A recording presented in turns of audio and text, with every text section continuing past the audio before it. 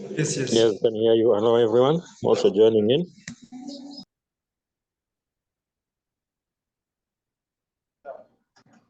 Hello.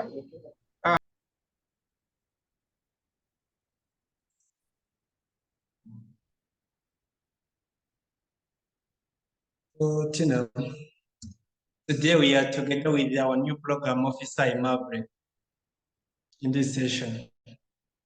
Okay, maybe I could say a couple of words in the beginning. Maybe because he's still new, maybe he can introduce himself maybe next time. Next time, okay. I can see his face. Okay, welcome to the team. Thank you, Tina, and thank you all the members and partners. I'm really glad to be here on this platform. Yeah, thank you. Okay.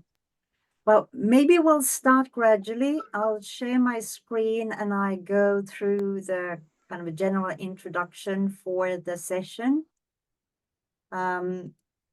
So this is, I think this is a 7th virtual training session, which is focusing on climate negotiation processes, targeting the regional farmers' organizations. PAFO and Andreas Hermes Academy and FFD are now the key organizers. World Farmers Organization was earlier on board, but they are now focusing on other issues. I would like to remind you that this is interpreted, so you can have the French interpretation available when you click the globe at the lower bar of the Zoom screen. The idea of the whole session is to give you more background information on the climate negotiations. So the United Nations Framework Convention on Climate Change, UNFCCC. We know that the role of agriculture and as such farmers and farmers organization is growing in the negotiations.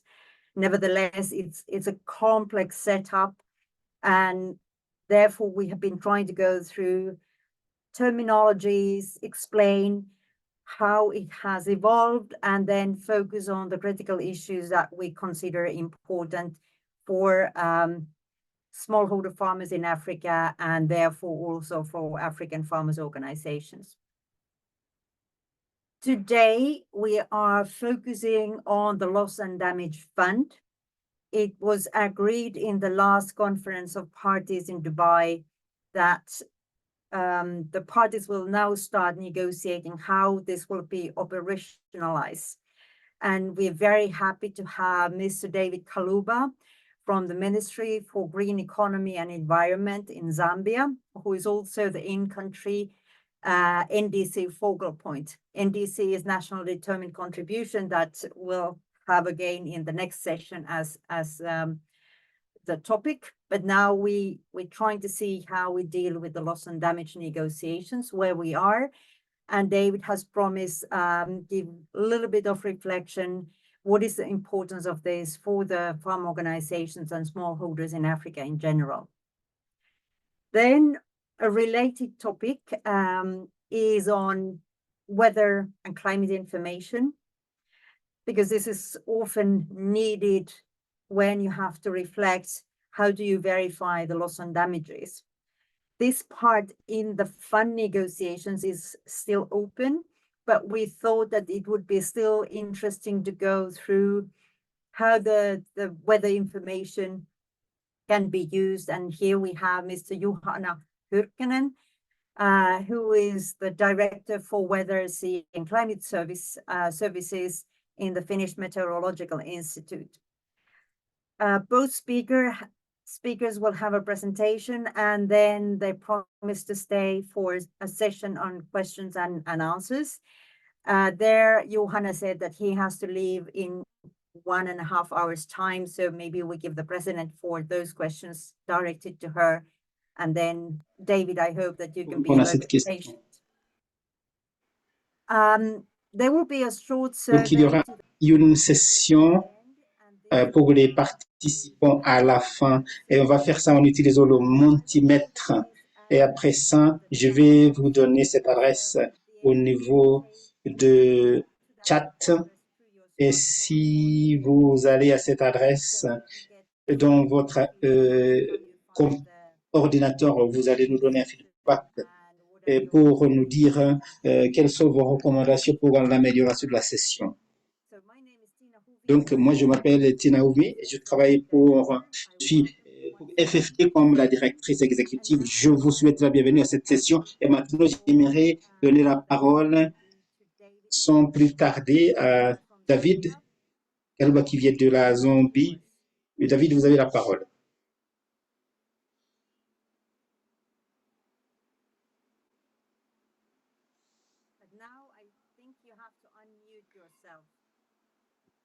Votre micro, David.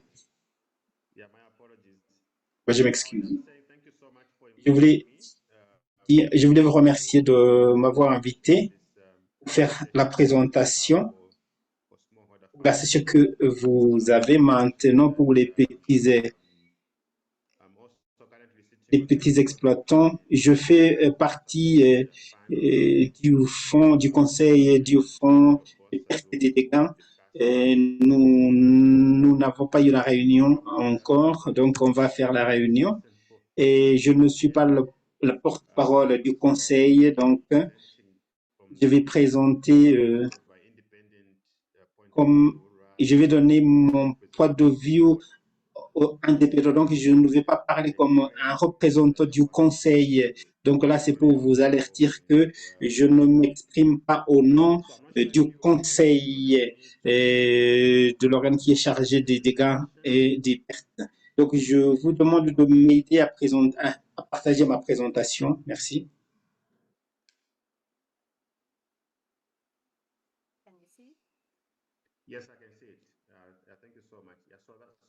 OK, merci. Donc, on voit. Donc, c'est pour mentionner. Peut-être vous savez que la Zambie maintenant est en train de faire. On a eu une sécheresse sévère dans le pays. Et les petits exploitants dans le pays ont des difficultés. Je suis aussi un petit exploitant, donc je comprends les changements climatiques, les événements et les impacts sur les petits exploitants. Et nous connaissons actuellement des 8 jours de manque de courant parce que l'eau dans les barrages électriques dans le pays, des centrales électriques dans le pays n'ont pas assez de l'eau. Donc, la société qui distribue l'électricité est en train de contrôler l'usage du courant. Et ça affecte aussi les petits exploitants qui utilisent l'électricité pour l'irrigation et pour les autres activités agricoles. Donc, voilà, c'est ça le contexte de ce que nous allons traiter ici. Et donc, pour le fond des pertes et des dégâts, et ce que cela signifie pour les petits exploitants et les étapes qui vont suivre. Donc, je pense que c'est important pour que nous puissions comprendre c'est quoi ces pertes et c'est causé par les différents scénarios.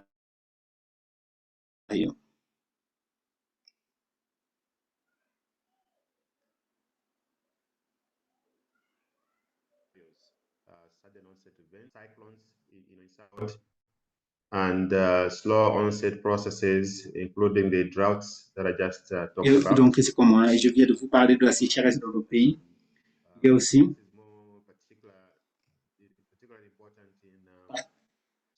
ce qui est très important, c'est pour les pays dans la région des Caraïbes et des Pacifiques, donc c'est un pays en Asie, et surtout les régions côtières. Et donc, comme les pays comme le Népal, donc les régions montagneuses, et aussi là, on a le problème de désertification dans certaines régions de l'Afrique et d'autres régions dans le monde. Donc, cela va causer, entraîner des pertes économiques. Et je vous ai parlé des impacts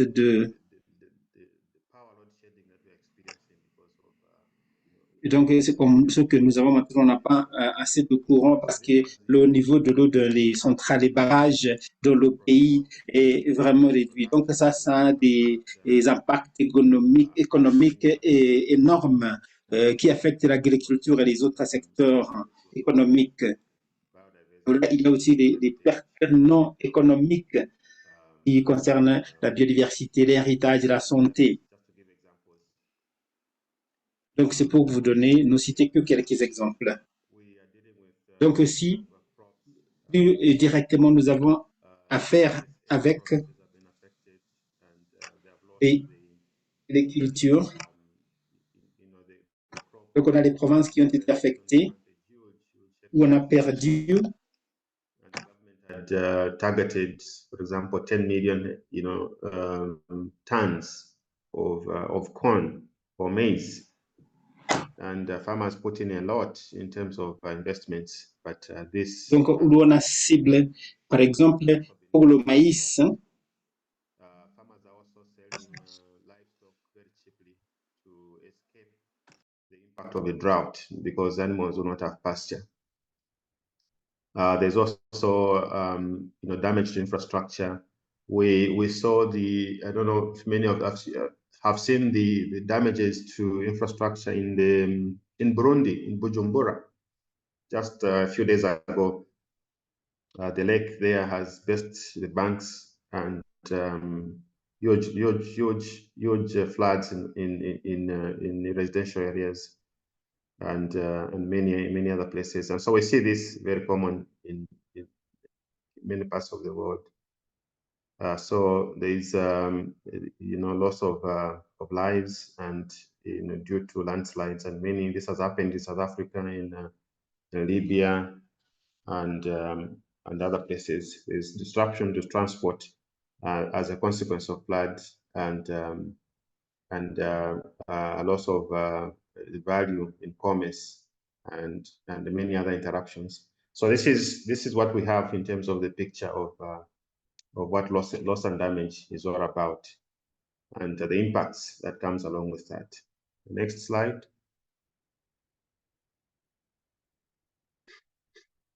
Yeah, so we have, of course, the Loss and Damage Fund, which has been established, and the governing instrument has these elements in terms of what is foreseen to be financed from that. And so this is what we talked about in the previous slide: slow onset events, extreme events, economic loss and damage, and non-economic loss and damage. And so this is what the Loss and Damage Fund Board will have to deal with in terms of setting the result areas alongside under each of these elements. This is basically the similar picture that you see with the Green Climate Fund, is that to identify these impacts of climate change and what they are. In the context of the GCF, you have adaptation and mitigation, and then you have result areas laid out. And so in the case of loss and damage, this is what you see. Is most likely we expect that the board will structure its work in terms of specific interventions in the context of these elements. The slow onset events, these extreme events, and how they interact across each other. Thank you. Next slide. Yeah, so the genesis and the stage where we are as far as negotiations are concerned. As you will see, there was originally the IOCs pushed for this proposal for insurance pool, and initially we were of course concerned whether it was necessary to establish an insurance mechanism for loss and damage, because it means that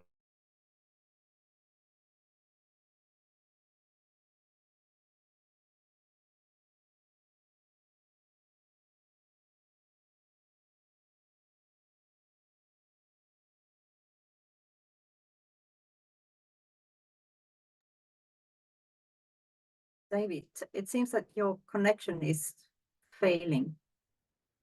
Can you hear us?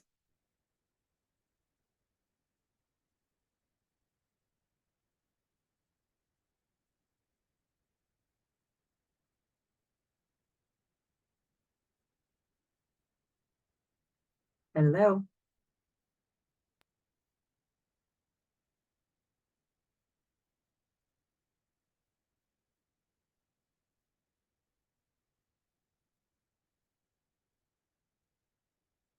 It seems that we have now lost our key speaker. I would suggest that we give 2 minutes if he can reconnect. If not, then I'd suggest that we are continuing with Mr. Hyrkkänen's presentation.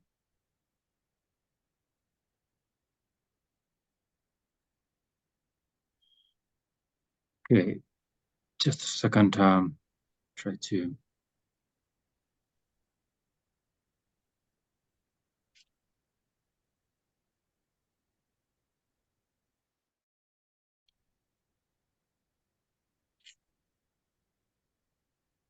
Let's see if I can share my screen first. Okay.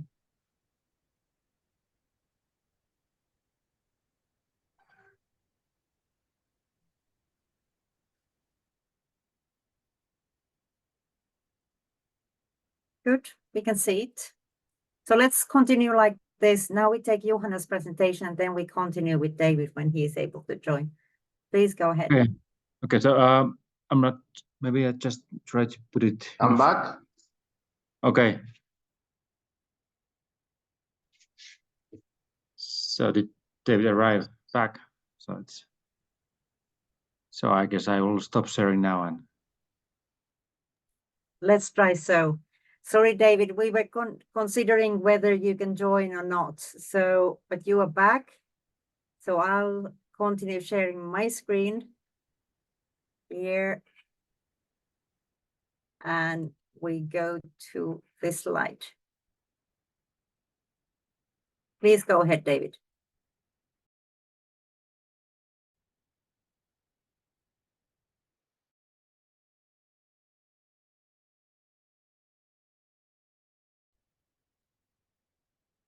Yeah, yes, my apologies for I don't know what happened. The screen just went off. Must have to do with the connection.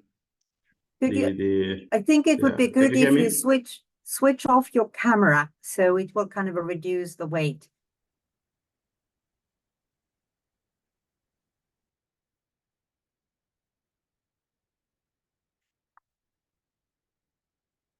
Okay.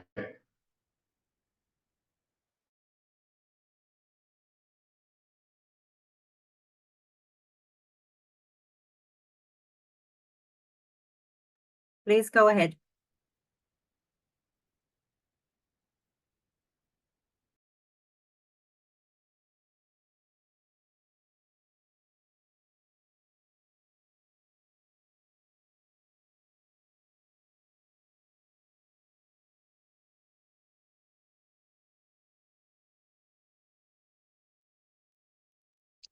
Yeah, I hope this is the last one, the last one and off. So, sorry about that.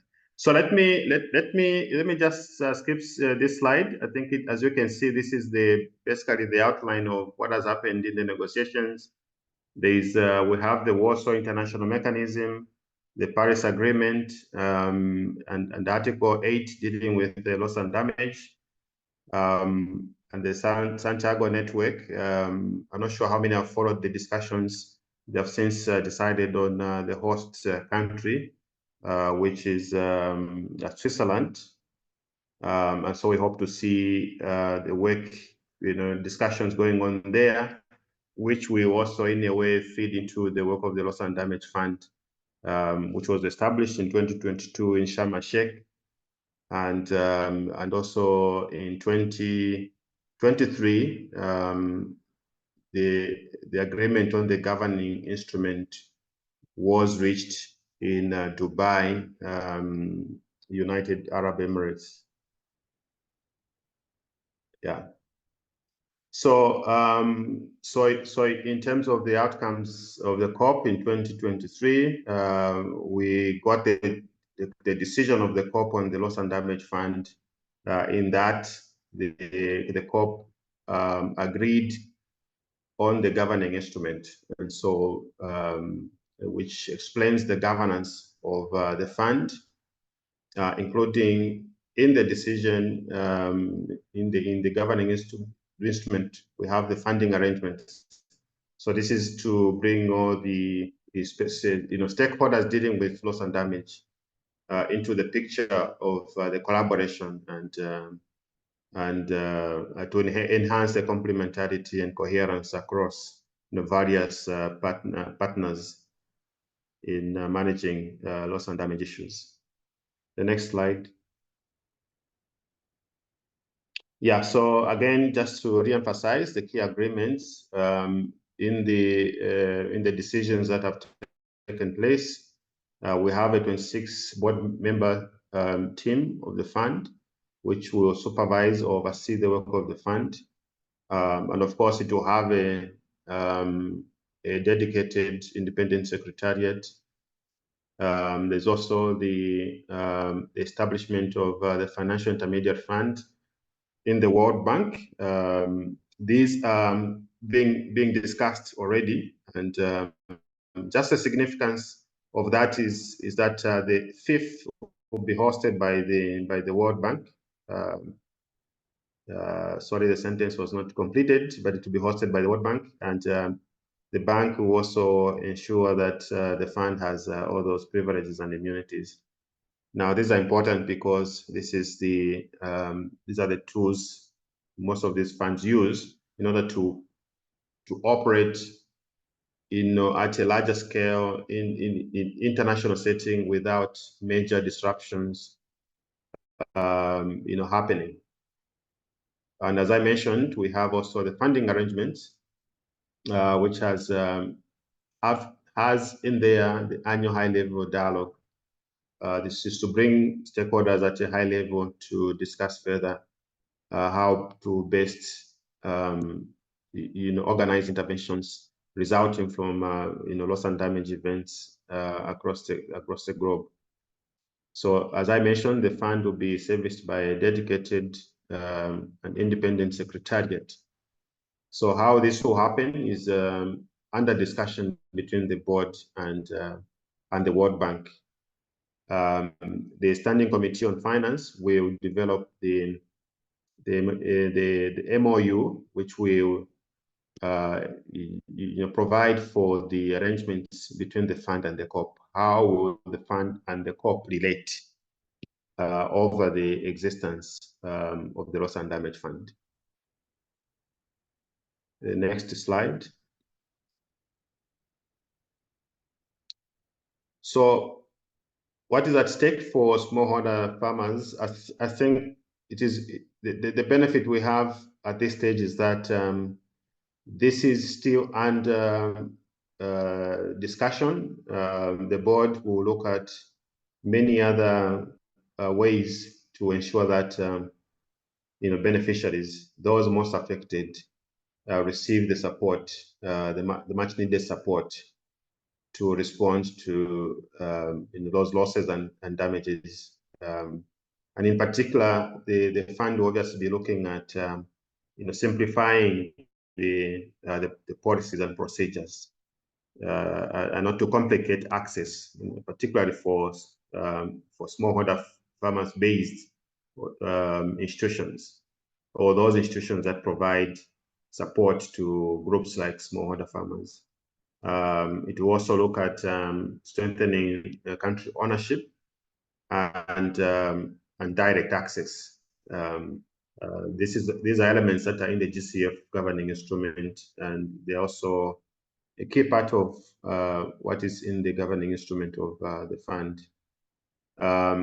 It's also going to look at ensuring the efficient accreditation procedures where they will exist. If they will do, again, this is subject to further discussion, but it's to look at institutions that have the capacity and how to make sure that they are accredited in a more efficient manner without taking too much in following a long process. We're also the fund will obviously be learning from experiences of the Green Climate Fund and other funds in terms of how long it takes to get an institution.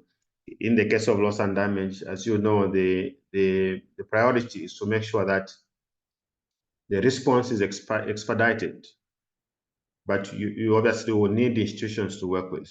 The question is, what will be the procedure to identify these institutions that the fund will be working with? Will it be such simply ministries of finance that may not need accreditation, in this case to be budget support, or it will be about selecting institutions that have the appropriate credentials and capacities to operate? So there will obviously be consideration around readiness funds for preparations. Again, when we say project preparation, it's a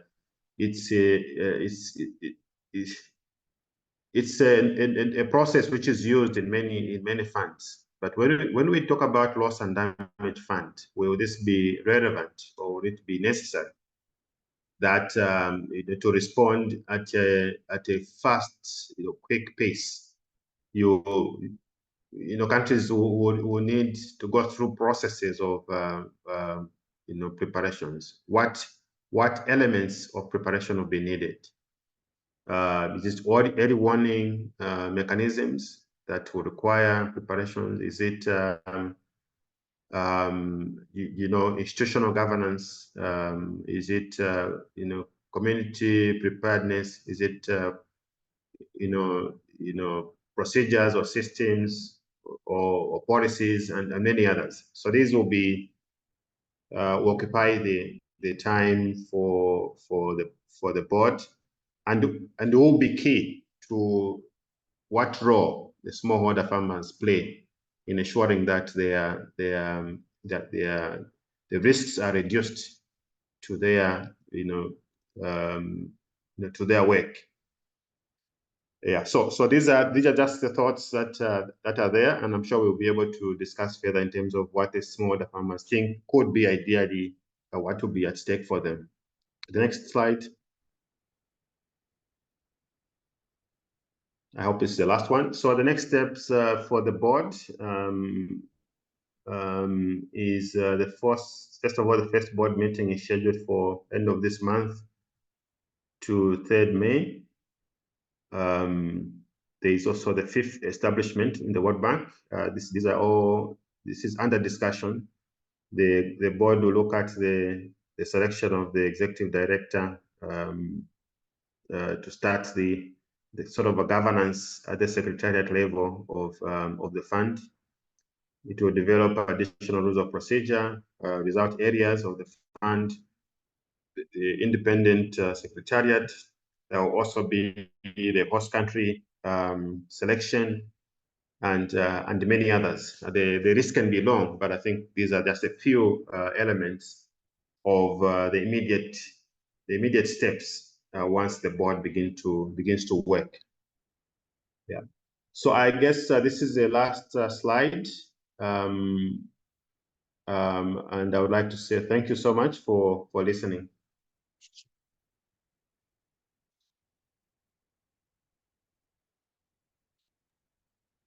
Thank you, David. I suggest that we keep the questions until Mr. Hyrkkänen has done his presentation.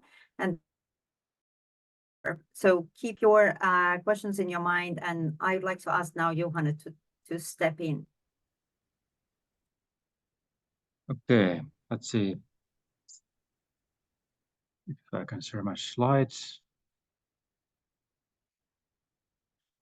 Okay, so can you see it now? Yes, very well. Okay, excellent. So thank you for inviting me. So I'm Juhana Hyrkkänen. I'm Director of Weather and Climate Services in Finnish Meteorological Institute, where our basic task is to provide weather forecasts and services for Finnish society. I think the previous presentation was quite good introduction to my presentation as well, because it covered some topics which were related to climate, weather and climate disasters, how they are related to the society. And my presentation is also, I would like to emphasize the role of what weather and climate, what are the impacts for the society, and also I would like to explore how weather services and climate services and early warning systems will bring the societies to be better prepared for these natural disasters and climate change.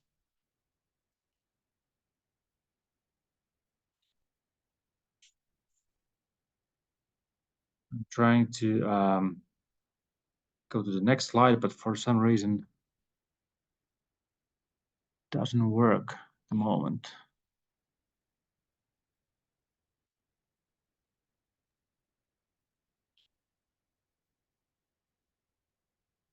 Yeah, maybe you have to restart. Sometimes the technicities give us some headaches. Yeah, that happens sometimes, and it has also happened quite often in this Zoom. Let's see if I can do it again.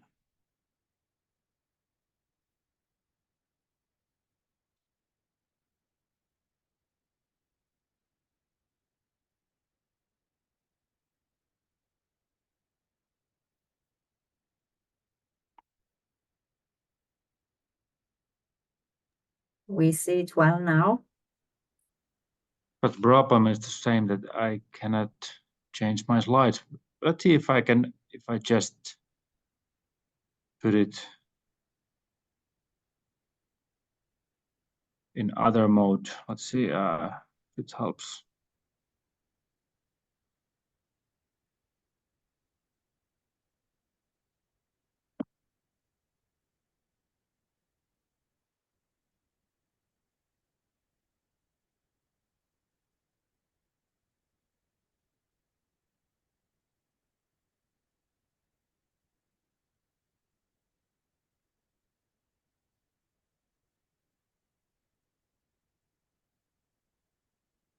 I can also share my screen. It seems to be moving on my screen.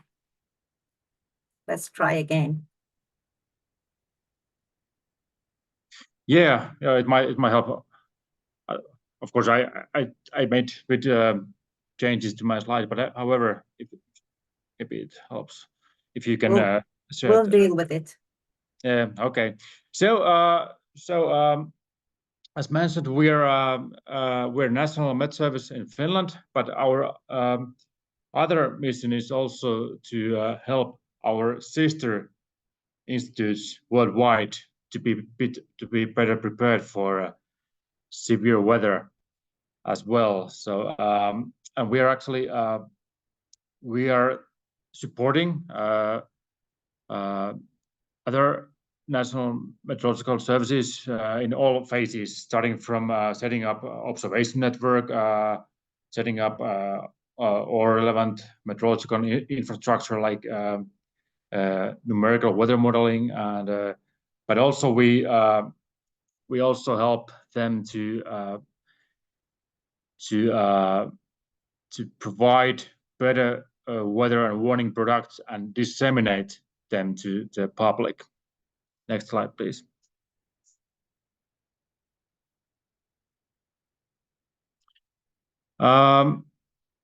According to World Economic Forum Global Risk Report, they have been investigated that environmental risks, including extreme weather events and climate change, is the most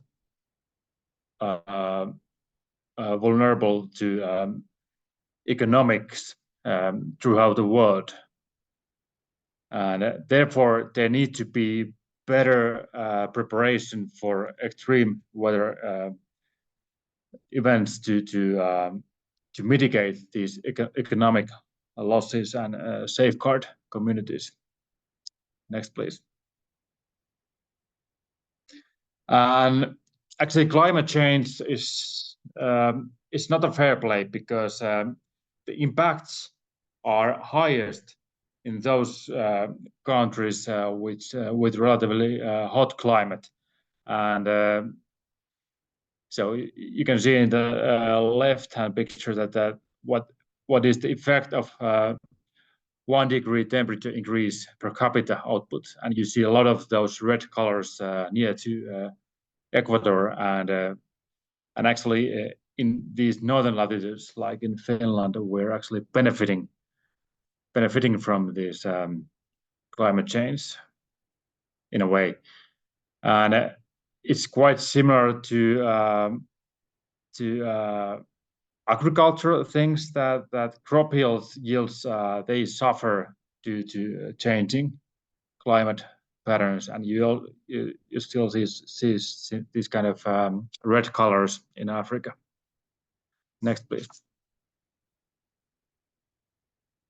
And this also tells the same story. So this is not really a fair play because impacts are the highest for those countries which have the least resources, and you still see the most red colors in Africa, which means that adaptation capacity for the climate change in Africa is quite weak.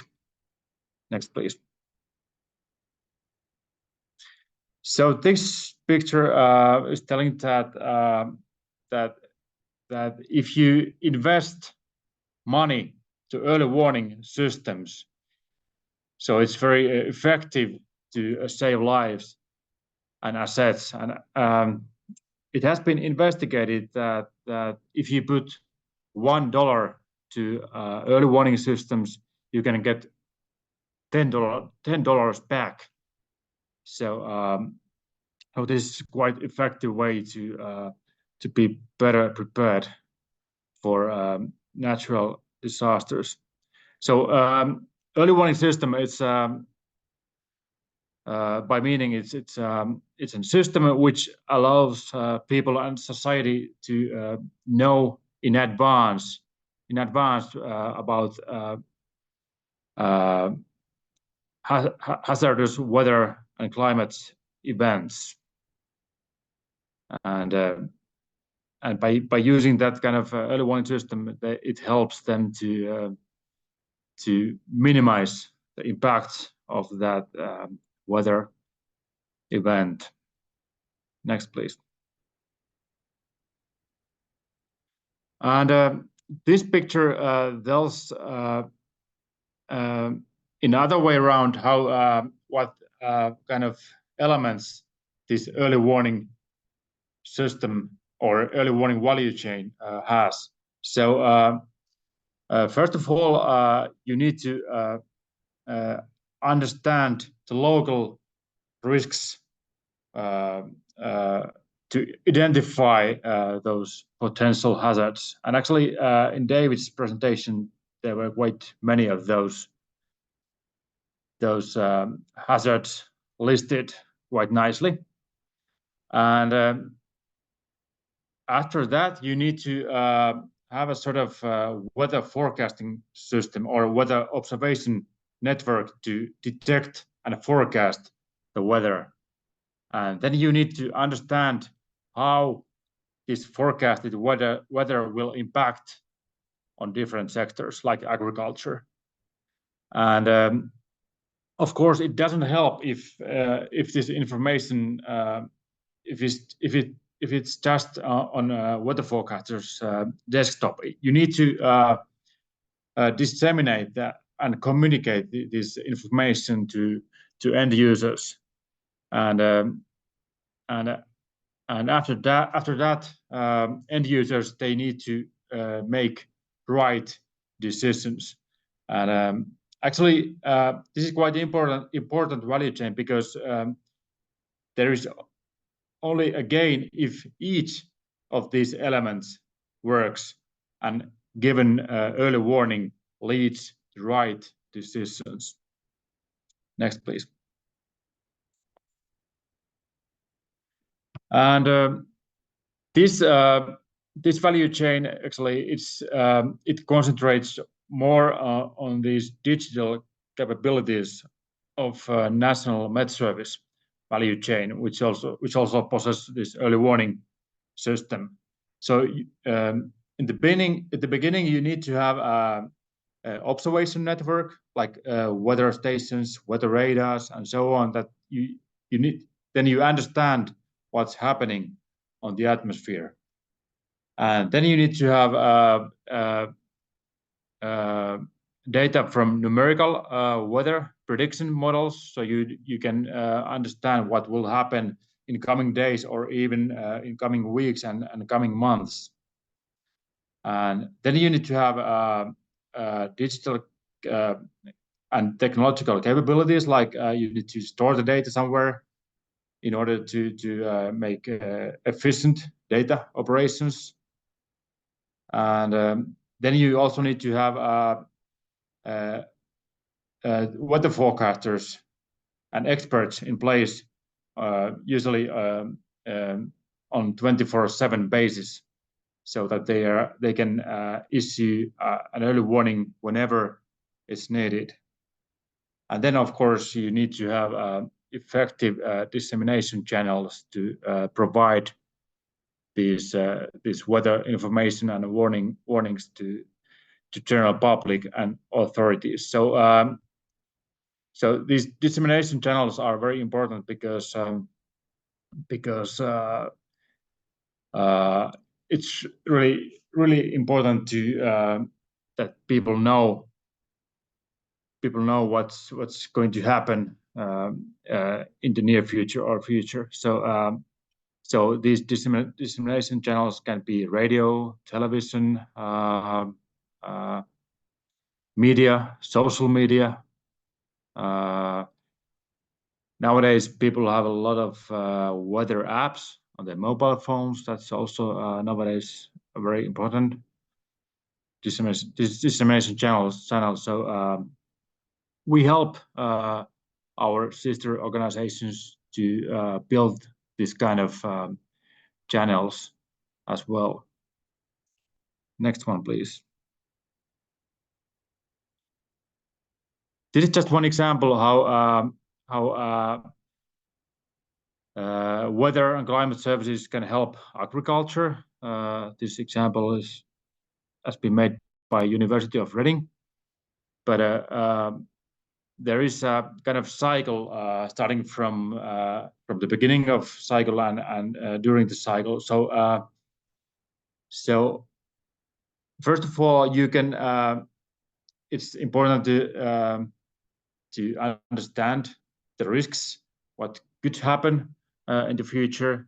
So you need to lean on historical climate data, understand typical climate patterns, and you need to have a sort of plan for seasonal variations. And just before the season, let's say maybe 1 month before the season starts, you can figure out if there are there is some signs in seasonal forecasts.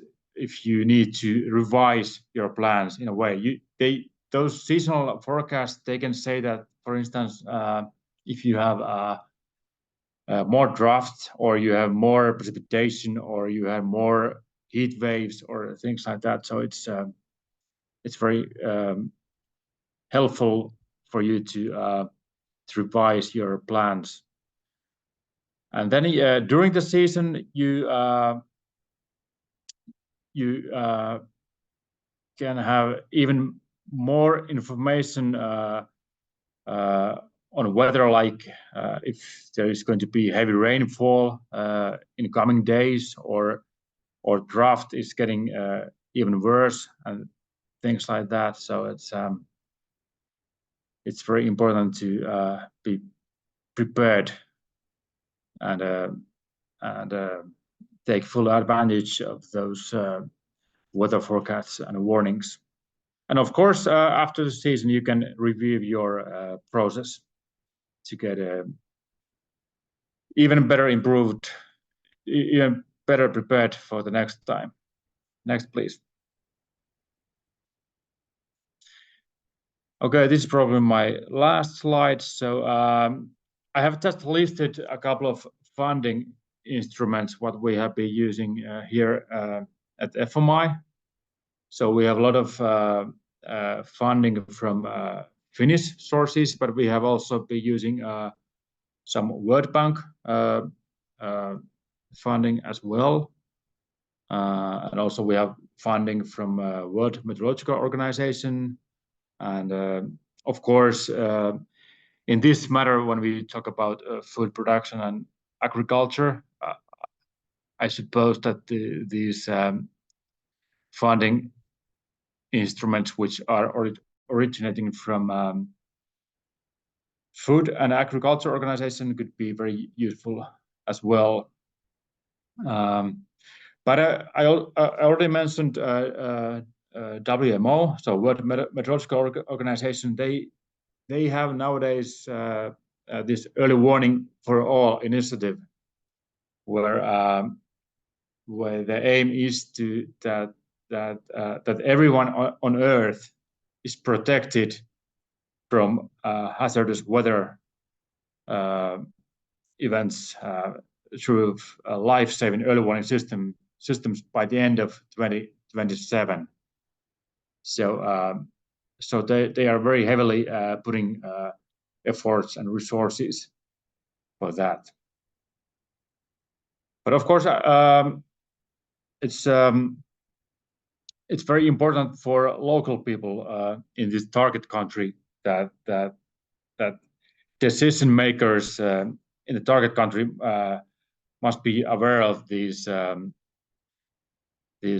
impacts of weather and climate, and also be aware of these initiatives as well, that they can get support. Okay, that's all what I had. Thank you.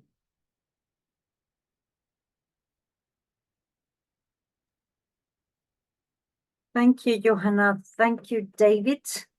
I know that Juhana has to leave earlier than David, so maybe I'll take the first floor, and I would like to ask then all the others to reflect on questions.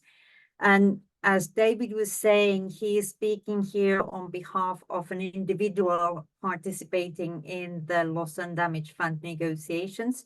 So these are not the positions of the board. But Juhana, I would like to ask you first. You said that there is this value chain on weather information, how it's collected, analyzed, delivered, and disseminated to all the interesting parties. For farmers, all weather information is very important. Have you been collaborating in any of the countries with this part of the weather forecast value chain, where you try to reach out to the farmers and trying to understand how to make sure that they have the information as soon as they need? Actually, we have been during the past 50 years, we have been working in 100 countries, I guess. So, and actually lately, and during this decades, we have been working quite much in Africa, where I think food production and agriculture is quite important. So therefore, we are quite heavily in this business. So we, of course, the local people, they know about this agricultural business quite much, but we try to help them to improve their processes, how to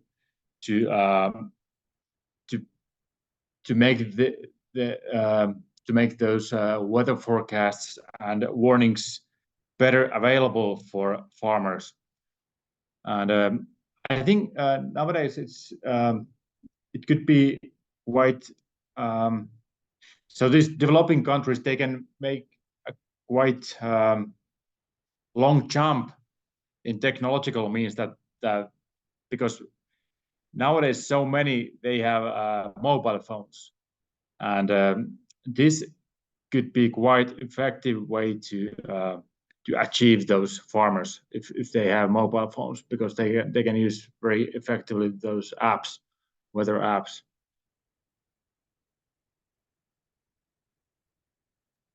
Okay, good. Thank you, Juhana. I would like to open now the floor to questions. I'm also checking if there are any questions here. Let's see.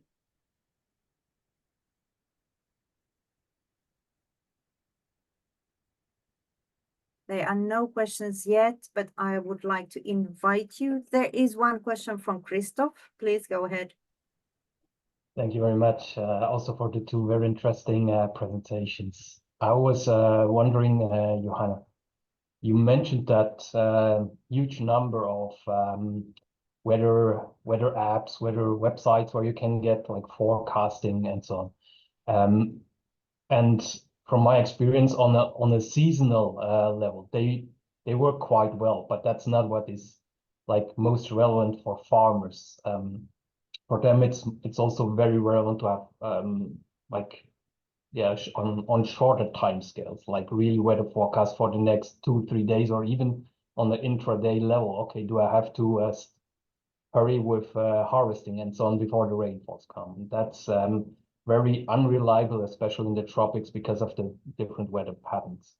But I was wondering, are there any websites or apps you are aware of that can be used as a trusted source, that have a good reliability on these shorter time scales, on the daily scale, that could be also accessible and understandable for small scale farmers, not for someone who did studies in climatology, for example? Thanks. Thanks, Christoph. Let's take a couple of questions more. We have then Mohammed. Please go ahead.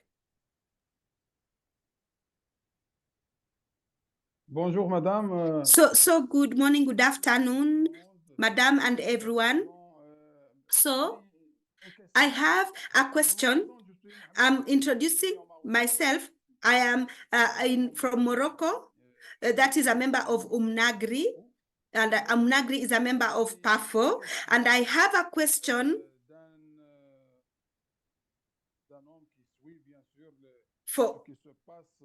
so that I can follow up on what happens that is in the life of a farmer. And so the question that I'm asking is, how do you ensure that we know that during the preparation of COP28, we had members who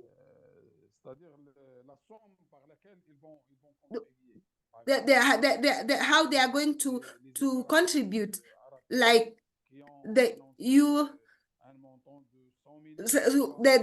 United Arab Emirates who actually committed dollars, and there are other countries which are countries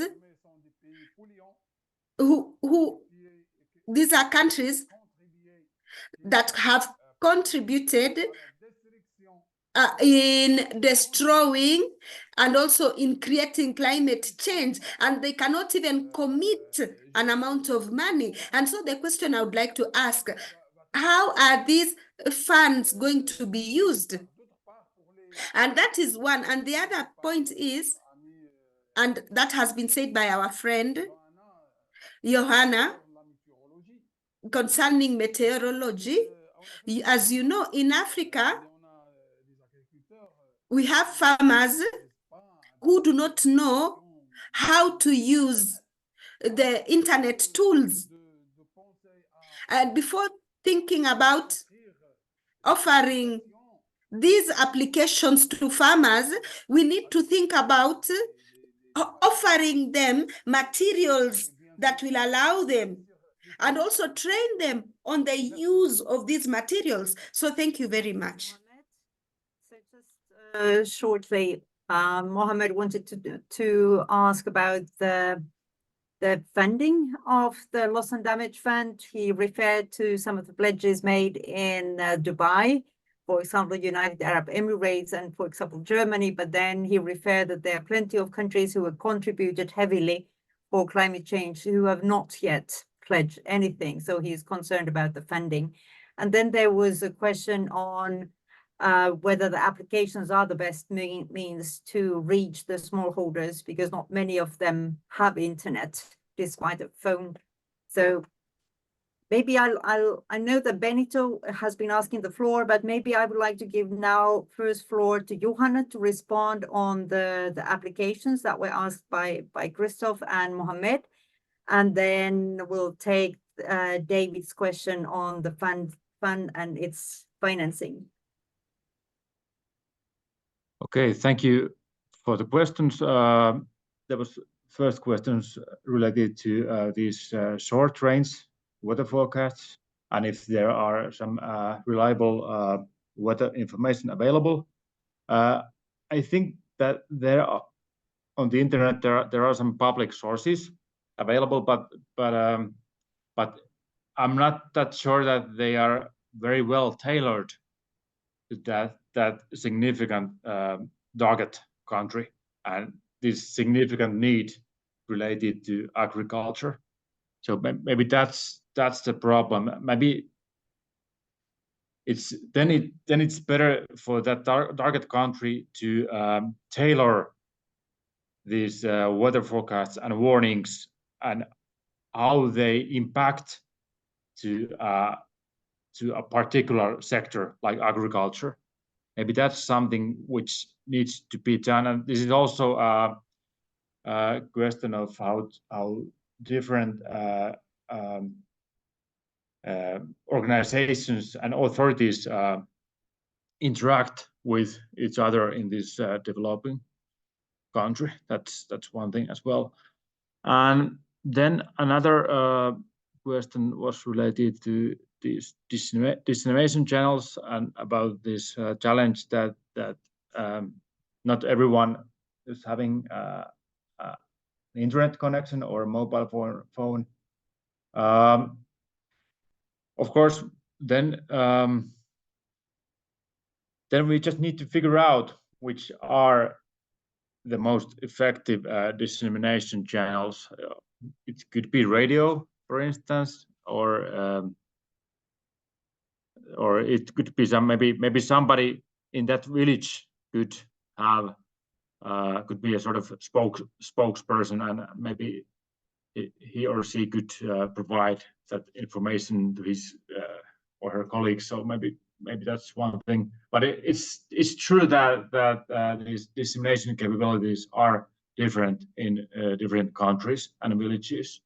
That's good to understand. Thank you, Juhana. Maybe I would ask David now to respond on to the funding.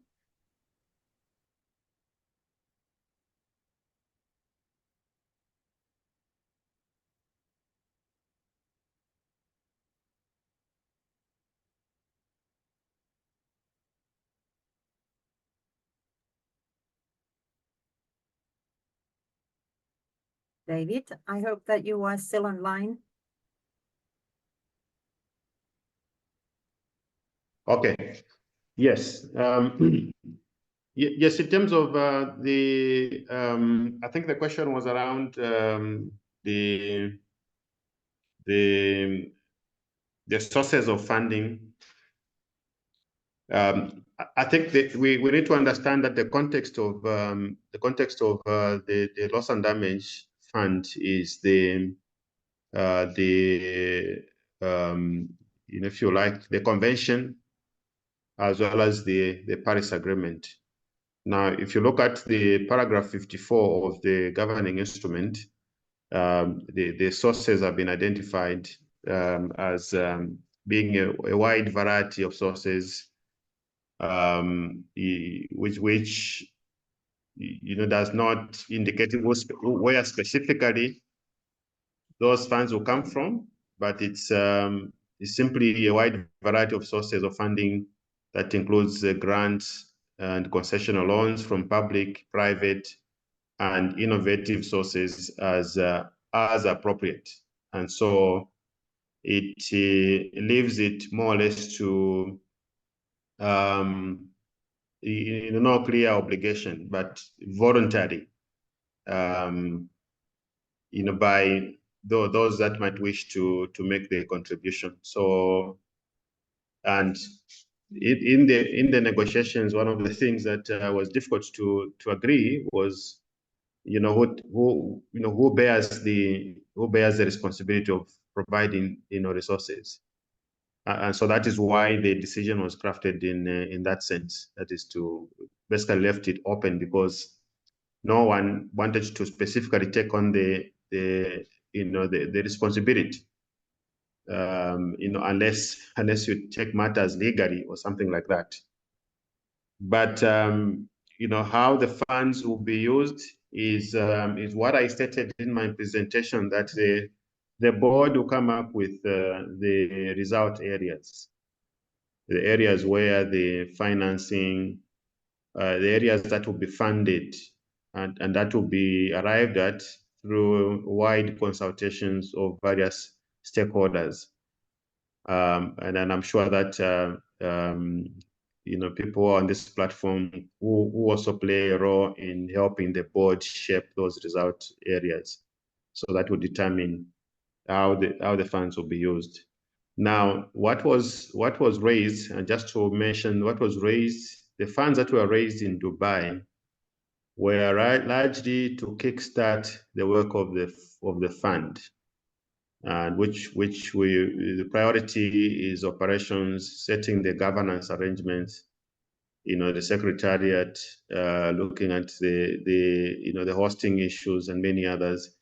There should be a time to look at the formal mobilization, the pledging conferences that will be held, subsequently, to make sure that the fund is capitalized or has some resources to work with. We may never get the sufficiency part, because it's loss and damage, as you know, is a huge subject, very expensive. And so that's why the numbers are also quite large, 200 billion, 400 billion, many people are guessing the numbers, but that's a picture.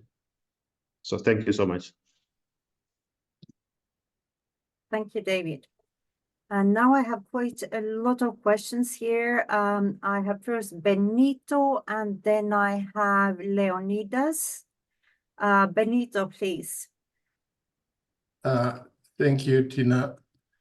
Part of the question that I wanted to ask, David has partially responded to it. It was regarding the nature of funding, that now I understand it can be grant or concession loans. But now it raises another question that maybe we need some clarification in terms of what determines to say this should be the nature of funding. Is it the nature of the disaster, or is it the nature of people that are affected on that disaster? For example, for the board to decide that this would be a grant or this would be a loan, what would be the determining factors? And also, where it's not very clear is in terms of the institutions that can access the funding, because my understanding is that it's only the government institutions. But maybe David can clarify if that information is available, whether institutions like farm organizations, where some of us belong to, can access that funding.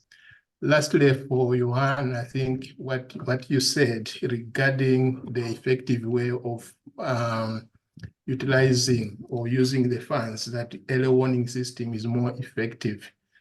But what we have experienced, for example, this year in Southern Africa, that even though you are warned much earlier, but it becomes difficult to prepare.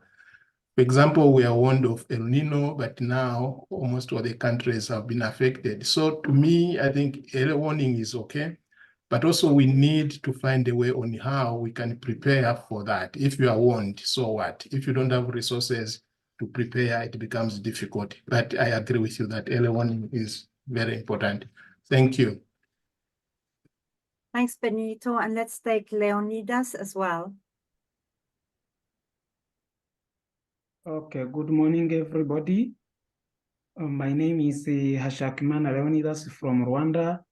I'm serving for Rwanda Agriculture and Animal Resources Development Board. I'm an expert in climate smart agriculture, and then this is a very important discussions for shaping our agriculture in Rwanda. But my worry is, as you are saying, early warning is one option for monitoring and even telling farmers how to fight with disasters, how to mitigate disasters, and even how to be resilient on it.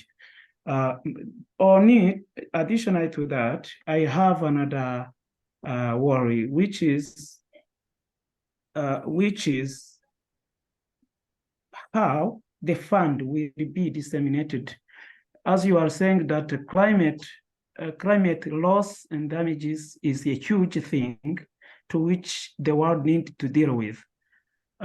How the fund will be disseminated from the higher organizations to smallholder farmers, as long as you know that many of them are illiterate and even they don't know how that funding is ready. Many farmers are nowadays suffering, but the fund is there to be to facilitate them to be coping with these climate disasters, and even facilitate them to fight losses and damages. How that fund will be reaching to them, and then what is the monitoring system the project managers will use in order to check whether that fund is reaching to those particular project beneficiaries. Thank you very much. Thank you, Leonidas. These are difficult questions for David because I know that they are just being negotiated. But maybe, David, you could share your views as part of the negotiators. What do you think are possibilities as solutions? And if, for example, the African negotiators have already been discussing on their positions. Yeah, thank you, Benito, for those very important questions. And as I mentioned to Tina earlier in the conversation we had, you actually have an opportunity to make inputs into the work of the fund. And this is the, and I commend the Tina and the team to have this discussion, because the board is now open to ideas, and these questions that you're asking are very important to helping the board shape its policies and procedures. So I'm sure that Tina is going to gather all these ideas and put them in the hands of board members like myself. So you have an advantage that I'm part of this meeting, and you can say, oh, here it is that we discussed. Can you bring it on the table in the board discussions? And so that's the way we should approach, because the board has not answered these questions and has not decided on anything yet. And so the how and where and methodologies, how this should be done, is now open to the public. Here are my few reflections. How will the board finance this? Again, I mentioned it is the key delivery point or framework is what is called the result areas. From the result areas will come what is called the eligibility criteria. What areas of financing are eligible and which ones are not, and what will the board be seeking to achieve. We laid out a map on slow onset events, rapid and economic and non-economic. So we discussed all those elements. But if you're looking at specific areas of smallholder farmers, those are elements that again the board will have to look at. But organizations that stakeholders can be in instruments. Remember, on the board you also have observer organizations that represent different groups, and I'm sure the smallholder farmers are included in some of those representations on the board. And so what you need to do is to look at who is sitting on the board from the observers and how would they be able to represent the needs of beneficiaries from different backgrounds. So, people who are not reachable by technologies and so on are usually represented by the likes of the Red Cross. We have the Oxfams, World Vision. You have many other similar like institutions that reach out to communities. Yeah, so coming to your question about who accesses the funds, from my experience, even in the GCF or in the Adaptation Fund, there are no restrictions to which the nature of institutions that, it's simply the nature of the institution that should have the right qualifications. The criteria is what will be set out in what I referred to as the accreditation, tools or instruments that the fund will be using. So we'll agree on what the nature of institution to accredit. Now, if you look at the loss and damage fund, we are basically also looking at what the GCF has, what the adaptation fund has, and there is also what is called the arrangements, which have been included in as part of the governing instrument, which is basically a compilation of many institutions that are already active and are dealing with losses and damages on the ground in different communities, in different countries. So I don't think that the fund will limit access to only government, no, because it's in practice, that is not the case for the GCF or the Adaptation Fund. So there are a wide variety of institutions. The GCF has a private sector, has civil society, has international organizations, it has local organizations, it has government institutions. So we expect to see a similar type. So how will the fund be reaching the smallholder farmers? That depends on the institutions that would be accredited with the fund as it is in other funds. But again, the policy formulation as it is now is still open, and the fund will have the board will look at the wide variety of funds of entities that are active already and structure accreditation in that sense. Yeah. Thank you, David. This was very much clarifying. I know that I speak with many of the participants of these sessions when I say that when you refer to accreditation and the existing funds, the frustration of farmers and farm organizations is very high because they actually don't allow direct access to this kind of a funding. And I believe that loss and damages are something that the farmers are experiencing already. So thank you for this advice to contact the negotiators. You mentioned several international NGOs, but there's also the World Farmers Organization who is representing farmers. And I think that many regional and national farmers organizations are become aware that they need to contact the negotiators, both at the national level and at the international level. But I don't want to speak too much. I know that Juhana has to leave in 15 minutes. There was a question from Benito on the early warning systems, and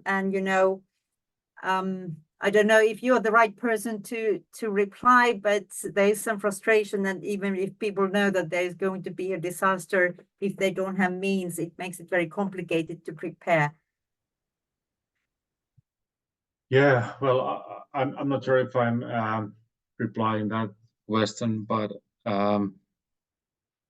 maybe it doesn't help that people have weather forecast or weather data, but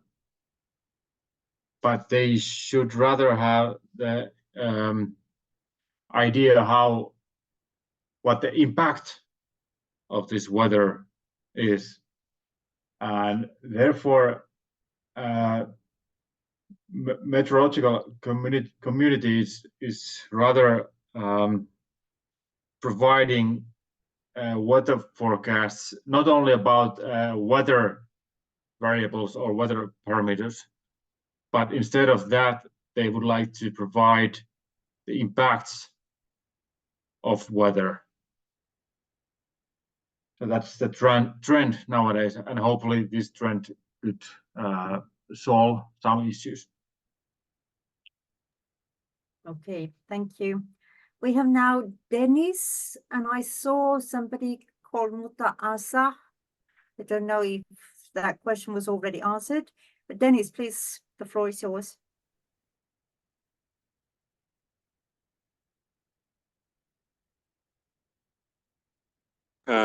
Wish to thank the two presenters for the work well presented, and I have questions which cut across the two. Now, what we are seeing is that the focus is on loss and damage, and the maps that have been presented have shown they are already on they are samples of early warning systems, and they show that the tropics are highly affected by the changing climate. Now, the question I have is, while it is very clear that which institutions are going to access the funds based on the losses and damage, how about activities that are geared towards adaptation and also mitigation? Do those ones qualify for the funding, given that many countries have already put in place activities to be able to mitigate the effects of changing climate? Thank you.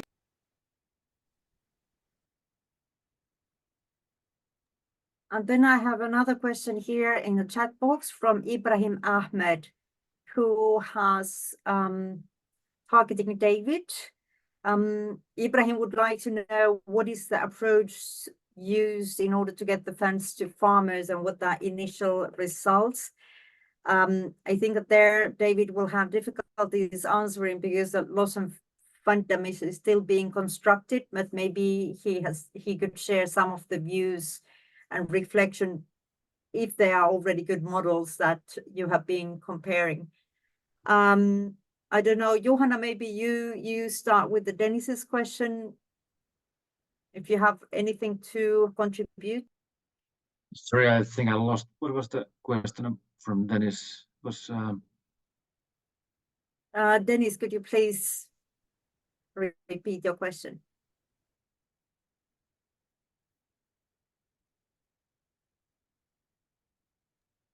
Well, the question was,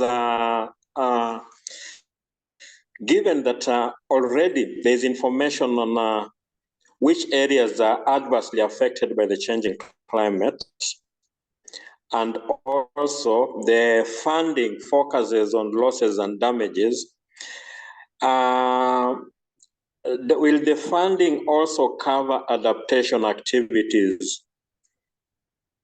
Will the body focus on adaptation activities or mitigation activities when it comes to funding? Actually, when we are helping those sister organizations, it's about capacity building, which means that it's one element of that funding could be that we are educating people to better understand the weather forecasting topics and how to build better meteorological infrastructure. And we also try to help them how to better interact with stakeholders, for instance, with other authorities or with end users. And also we're helping them to build better products. So maybe these are some examples. And of course, that's maybe, but this capacity building, it's also it's about when you are better prepared and aware of this potential risk. It's about adaptation as well. Good, thank you. Then I know that there are several difficult questions for David. David, are you prepared to take the challenge? Yes. Let me say again, as I've been speaking, the board has not, been conclusive or has not shut the door to any ideas, and so the question around approaches to reach the farmers, this again is open to ideas, initiatives that will come from stakeholders like yourselves. And so your organizations may be, the channel through which the farmers will have access to these funds. There's also, by the way, emphasis in this approach this time that there is reach local areas, those affected areas, local communities. So there is a great emphasis in the design of the Loss and Damage Fund. And so how we do it is subject to the information that will be gathered from different players who know the job better than we, the board members, do. So I think we'll be eager to listen to you in terms of your ideas of how the board operates. So I hope that you will find some space somewhere to engage as observers, as representatives that you have on the board to express these views. So your question on the weather adaptation or mitigation, in the slide that we presented, I'm sure that Tina will share that presentation. We laid out the definition of what loss and damage is, and the specific aspects of loss and damage in terms of slow onset events, economic and non-economic, and these extreme weather events in terms of flooding, droughts, and so on. Now, some of those have some close synergies or linkages with adaptation.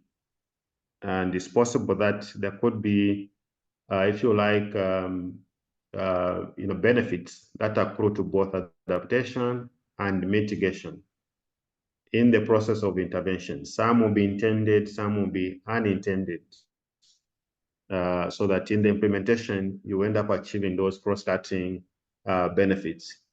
But as Juhana mentioned, the early warning systems, for example, are both risk reduction or adaptation, as well as will have a benefit on loss and damage.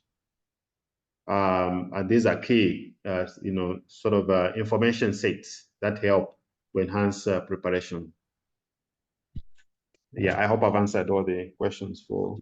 Thank you, David. There are still some people wanted to ask questions. I have first this Mutta Asaf, and then I have Gansham. Yeah, thank you so much. And I wanted to thank every presenter.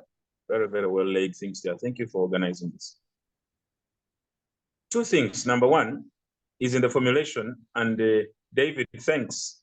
But is it possible that we are people that are coming from the farm organizations and representing the concerns of the farmers, not only become observers, but they are a bit nearer where decisions are made? I don't know the role of the observer, when really this funding is meant to really have a very community-based impact. And that is where the farmers and farm organizations are. I don't know where my advocacy can end, but that's a request. Number two, and lastly, I come from the business side of the climate equation.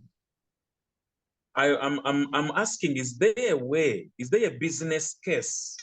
Is there a nexus between your intervention and the investment from private sector? What would be the strategic role private sector plays in this whole equation? And if they are also players in this matter, central players, as much, just to make sure we have a very clear impact and have the things continue even after the intervention. Otherwise, I'm always concerned about the business case. Thank you, Mota. Let's take Ghansham's question, please. Yes, good morning, everyone.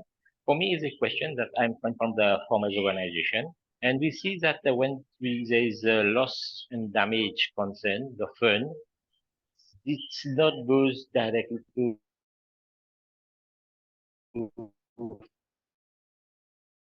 farmers. There is other problems that we have since when we farmers, we get, for example, drought or overfloods as causes because of climate change, and there is no help coming. So I am requesting to put a lot of fund from the loss and damage on the insurance, developing insurance for farmers. When there is a loss, the insurance can cover the crops, even help the farmers, because many farmers all around the world, many are, in India, they are giving suicide. I know it's in many countries they are abandoning because there is no other fund available that they can start to encourage these farmers. So it is important to have an insurance from the loss and damage fund that covers these farmers so that we can be survive and can go away. Thank you. Thank you, Ghansham. Insurance perspective is very important. I see also that there is Florence's question.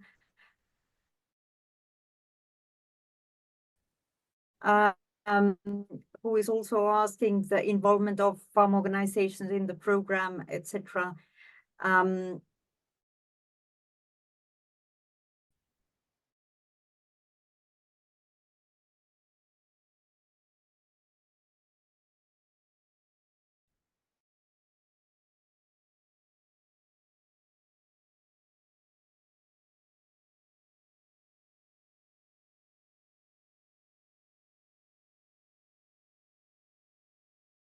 Funds will be targeted and distributed.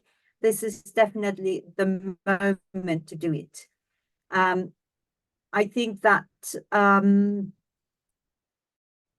we have been discussing about the climate negotiations. Now this fund is being built, it's being negotiated.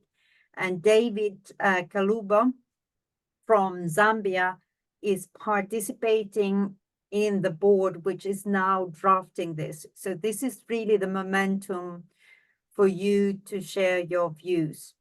We know that the World Farmers Organization is participating in the negotiations and representing farm organizations, but I think that at the national level, it's important also for farm organizations to be heard.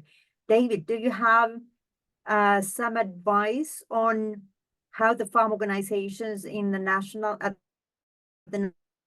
level could participate and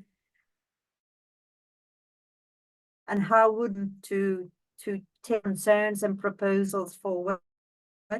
Yeah. Thank you. Yeah, you have explained. What I would like to mention is that the board members, do not necessarily take their own ideas to the table. so their constituencies. In Africa, for example, you have 3 representatives. In fact, there are 6. You know, 3 board members, and so some of those are from countries like Zambia and so on. Others are from different regions. So please also take hold of your Ministry of Environment, or whichever ministry represents represents a government on loss and damage issues, and those can be channeled through that. But you can also be, leaders in your own right and champion the ideas of loss and damage, where you are. I know that there was a question around how interest groups, can be represented, how that advocacy can be strengthened. Yeah, this is, you don't have to wait for if something doesn't exist or not, anybody doesn't exist to represent you. You can be the one that initiates the representation and make sure that your voices are heard. But where the farmer organizations exist, sometimes those farmer organizations do not even know, are not aware that there's such a thing as loss and damage. And so they may not even be able to answer the questions. But it's up to those who are knowledgeable. So the key point is that the board members like myself will need the tools to utilize to design the policies, strategies, and procedures. So, and those tools are from yourselves. So find a board member, find that representative of the observer organizations who are sitting on the board, find a way to at least get your voice heard in a way that your needs will be met. Private sector, I think the context is around slow onset events. It's around economic losses, non-economic losses. And if you have ideas in terms of how the private sector can actually play a role in responding to losses and damages in a way that that deals with economic or non-economic, or they help save lives, those are the things that the board will be looking at. As I said, the board doesn't have answers in terms of how the private sector can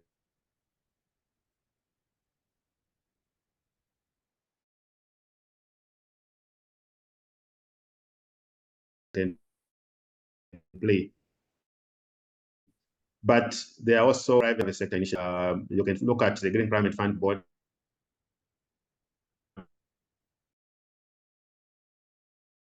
Can actually access those funds for adaptation and mitigation, actions.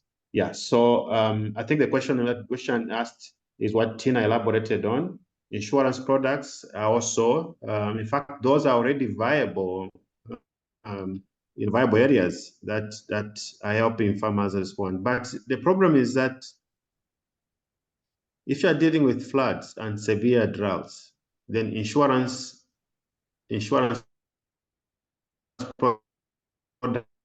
products are, because there will be no funds that will remain for the insurance companies to work with.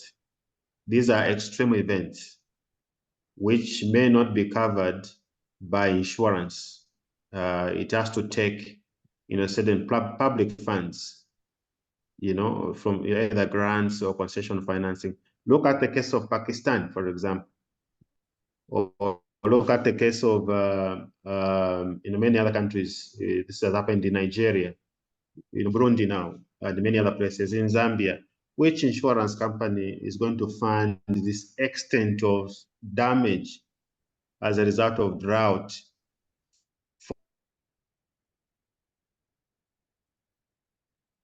Or smoke. I hope I've covered all the questions. Okay, thank you, David. You have been very brave, and I know that this is complicated. We feel all the time the needs and concerns of farm organizations, and in spite of the good work of the governments and negotiators,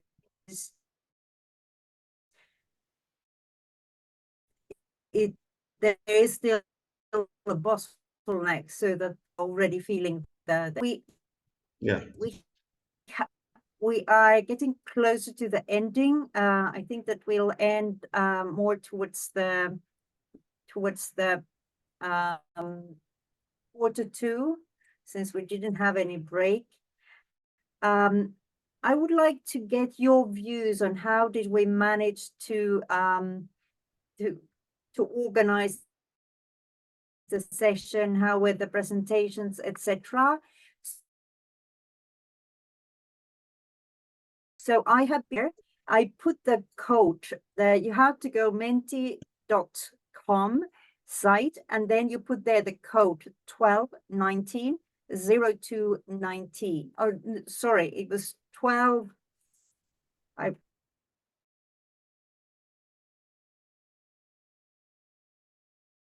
I misspelled T. So 1218 0219. And there they are written also in French. Give your ranking and scoring and your thoughts on how this session was being conducted. I'll share it on the screen so you can see when the answers are coming on board.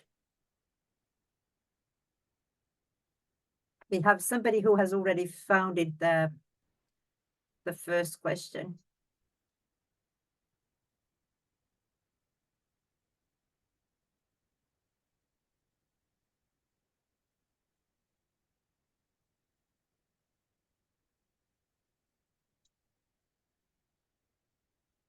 And there you see the code of the Menti question. Now we have 3 answers.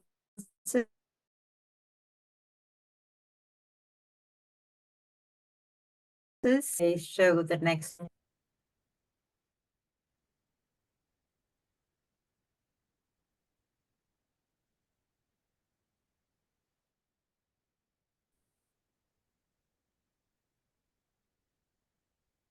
So as I said, you go to menti.com, you put the code, and then you see the questions.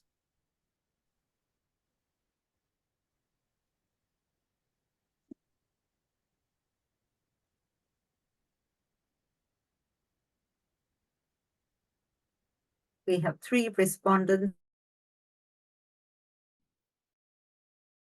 at the moment. So I hope that we'll get some 5th.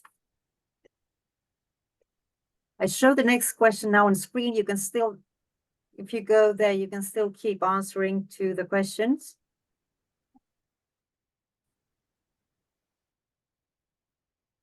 Let's take the next question.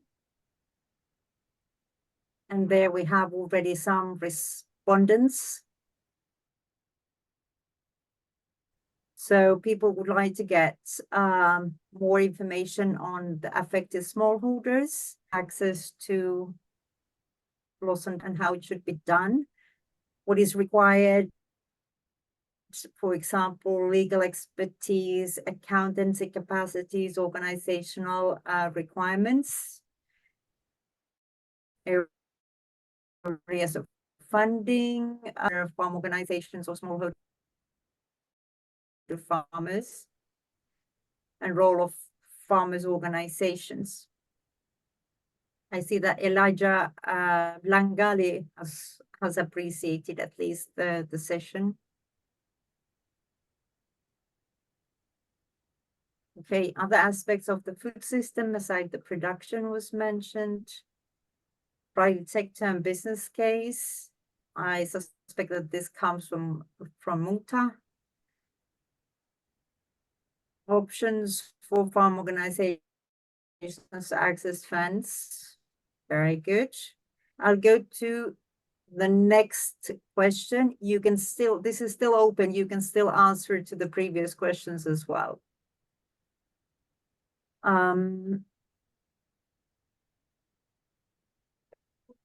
observers' roles was mentioned as a key area to know more. And then the funding opportunities to farmers, needs of farmers.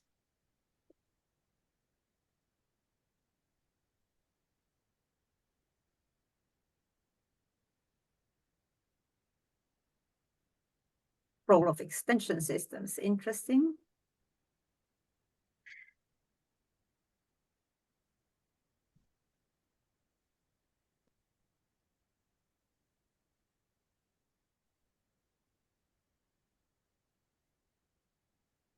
Ibrahim, I think that if you put us the code, it should take you to the first. I'm not sure now. I think that it's there. I can go back to the previous questions. Maybe it shows it to you. We have now here 80.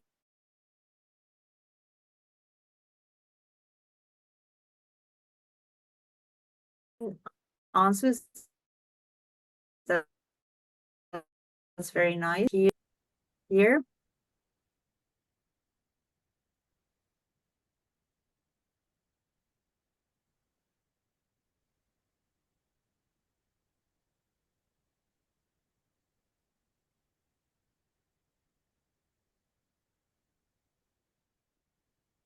And let's go to the last question.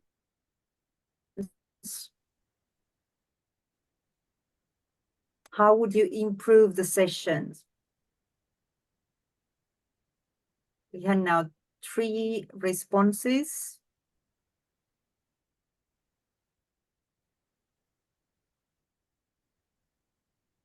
Always a good intention to send everything in forehand, and always we seem to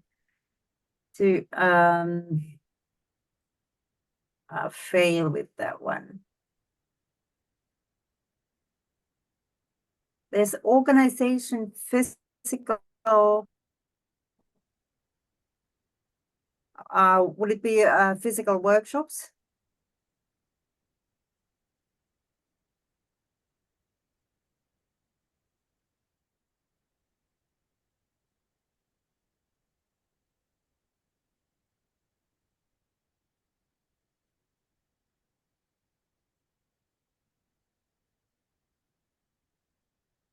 Very interactive. You were very active asking questions, which is always nice.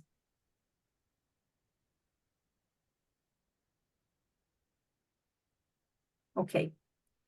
Now you can still keep on replying. I keep the presentation open.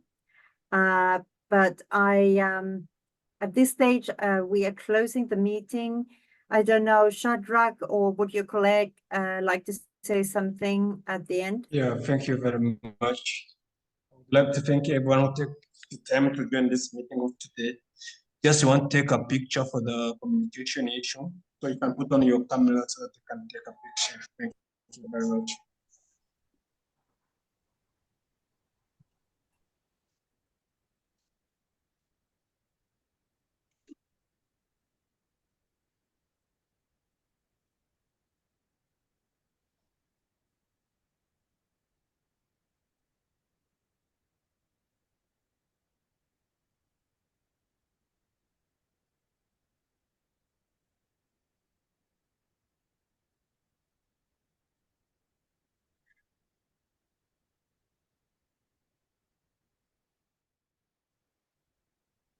Let's get some more cameras on.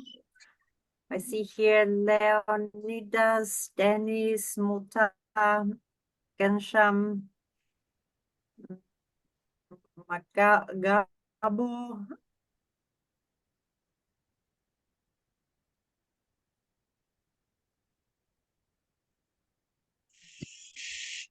Yes, now I see plenty of faces here on the second page.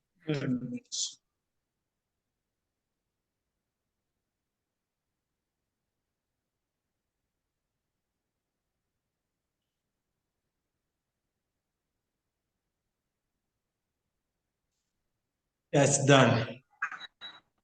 Good. Thank you. Thank you. Thank you, PAFO, Shadrach, Christoph from AHA, and all the other participants from the farm organizations. A special thanks go to the speaker, Juhana, who had to already leave, but David Kaluba, who faced bravely all the difficult questions. And thank you for allowing farmers to express their views, and I'm sure that their abilities to share their concerns and ideas with the negotiators. Thank you, everybody. Thank you. Yeah, thank you. I will share with you the recording on this presentation. Thank you so much. Thank you very much. Thank you.